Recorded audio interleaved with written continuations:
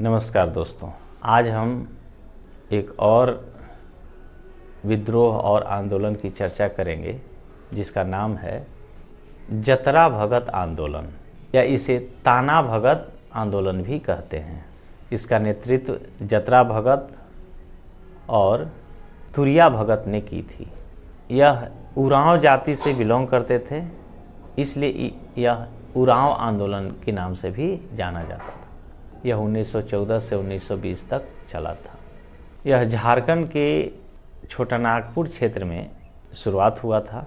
इसका मुख्य कारण था अंग्रेज़ों द्वारा वहाँ के किसानों और आदिवासियों पर लगाया गया टैक्स, स्थानीय जमींदारों और साहूकारों द्वारा इन लोगों का शोषण और ईसाई मिशनरियों के द्वारा वहाँ स्थापित होना और प्रचार प्रसार करना, जिससे आदिवासी समुदाय अपने संस्कृति के लिए खतरा मानते थे, जिससे उन लोगों का उनकी संस्कृति परंपरा का क्षरण हो रहा था। हालांकि यह आंदोलन शुरू में धार्मिक था और बाद में राजनीतिक हो गया। इस आंदोलन को बिरसा मुंडा आंदोलन का विस्तार माना जाता है, विस्तारित हिस्सा माना जाता है।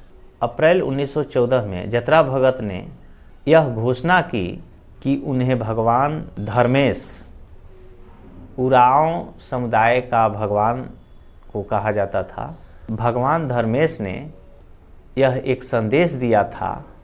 एक सीधा संदेश मिला है कि वे उरांव धर्म का पुनर्जीवित करें, क्योंकि कुछ बुरी प्रथाएं जैसे भूत प्रेत, भूत निकालना, पशु बलि देना, शराबखोरी इत्यादि उनके धर्म और संस्कृति में घुस गई और इसे समाप्त किया जाना चाहिए। और इन सभी धार्मिक मुद्दे ने उन लोगों को एक मंच पर आने के लिए बाध्य किया और एक मंच प्रदान किया।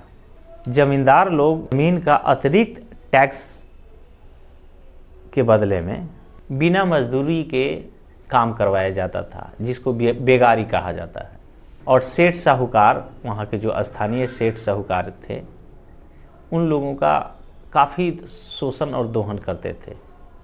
सूद पर पैसा लगा करके, सूद पर पैसा दे करके कई गुना वसूलना, और फिर उसके बाद सूद न चुका पाने की स्थिति में उनका ज़मीन छीन लेना, फसल छीन लेना। गांव में पाहन, जिसको पुजारी कहते हैं, और महतो, गांव का प्रधान या प्रतिनिधि, इन लोगों के द्वारा जतरा अनुयायियों को इन शोषकों के खिलाफ आवाज़ उठाने के लिए प्रेरित किया और रास्ता दिया, क्योंकि वे भूत प्रेत और बुरी प्रथाओं में विश्वास करते थे।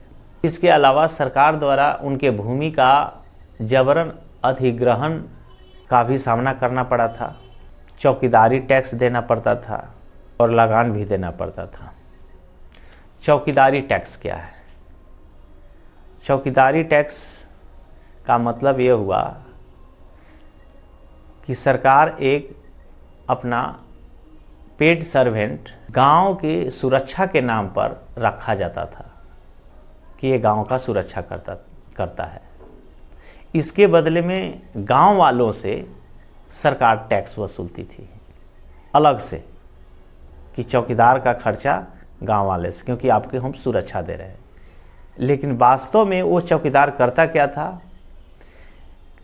सरकार के खिलाफ कौन कौन है, सरकार के खिलाफ कौन कौन गतिविधि कर रहा है, इसका सूचना देता था स्थानीय थाना में, ताकि उसके विरोध को पहले ही कुचल दिया जा सके या उसको जेल में डाल दिया जा सके। तो यह चौकीदारी टैक्स था।